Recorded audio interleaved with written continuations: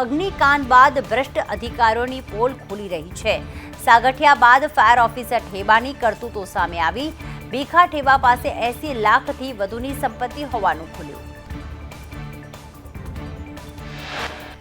ભીખા ઠેબા પાસે આવક કરતા 67.27% વધુ મિલકત। 13 વર્ષની નોકરીમાં 80 લાખની મિલકત બનાવી। જમીન, પ્લોટ, મકાન, ઓફિસ અને દુકાનની ખરીદી કરાઈ હતી। અગ્નિકાંડમાં ભાજપના કોર્પોરેટરને આવશે તેડું। એસઆઈટી કોર્પોરેટર નીતિન રામાણીની કરી શકે છે પૂછપરછ।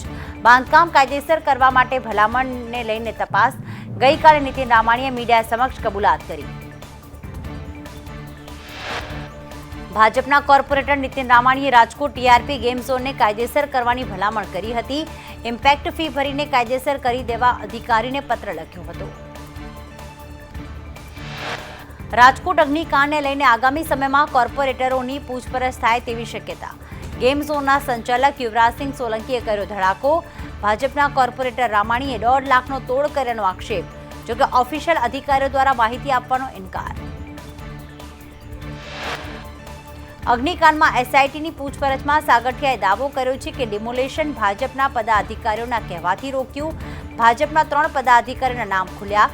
કયા પદાધિકારીના નામ ખુલ્યા તેની સત્તાવાર જાહેરાત નહીં। રાજકોટ અગ્નિકાંડમાં એસઆઈટીની તપાસ યથાવત। એસઆઈટીની તપાસનો સમયગાળો વધાર્યો। આખરી રિપોર્ટ 28 જૂન સુધી આપવા આદેશ। રાજ્ય સરકારે 28 જૂન સુધીનો સમય આપ્યો।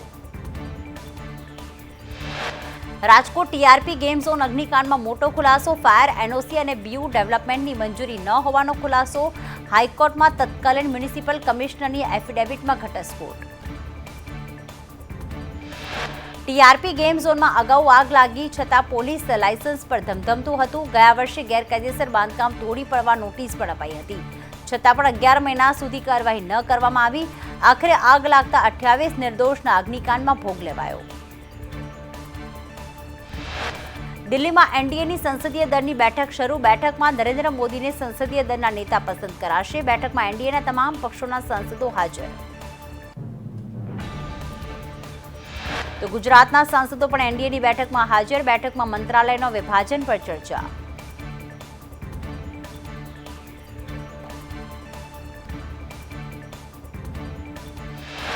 ભાજપના નવા ચૂંટાયેલા સાંસદ દિનેશ મકવાણાએ સંદેશ ન્યૂઝ સાથે વાતચીત કરી અને કહ્યું કે નરેન્દ્ર મોદીને એનડીએના નેતા તરીકે ચૂંટવામાં આવશે।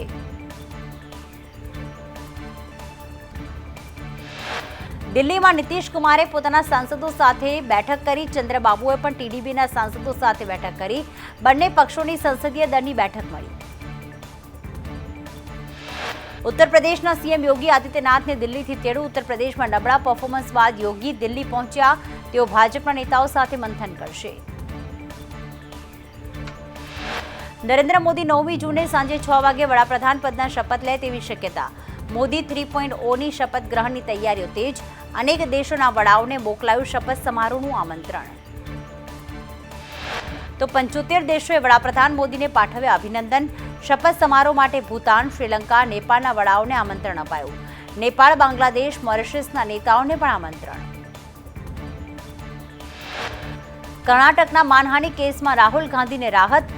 રાહુલ ગાંધીને માનહાનિ કેસમાં મળ્યા જામીન। બેંગલુરુ કોર્ટે રાહુલ ગાંધીના જામીન કર્યા મંજૂર। કર્ણાટક ભાજપે કર્યો હતો માનહાનિનો કેસ। રાહુલ ગાંધીએ શેર બજારમાં કૌભાંડના લગાવ્યા આરોપ। કહ્યું, ભાજપના નેતાઓ કહેતા હતા કે 4 જૂન પહેલા માર્કેટ અપ રહેશે। 4 જૂન પહેલા શેર ખરીદી લેવાની વાત નેતાઓ કરતા। 1 જૂને સ્ટોક માર્કેટ તમામ રેકોર્ડ તોડી નાખે છે અને 4 જૂને શેર બજાર ધડામ દઈને તૂટે છે। ગૃહમંત્રી અને નાણામંત્રીએ પણ શેર ખરીદવાની અપીલ કરી હતી। સરકારે શેર બજારને લઈને ભ્રમ ફેલાવ્યો। રોકાણકારોનું 30 લાખ કરોડનું નુકસાન થયું છે।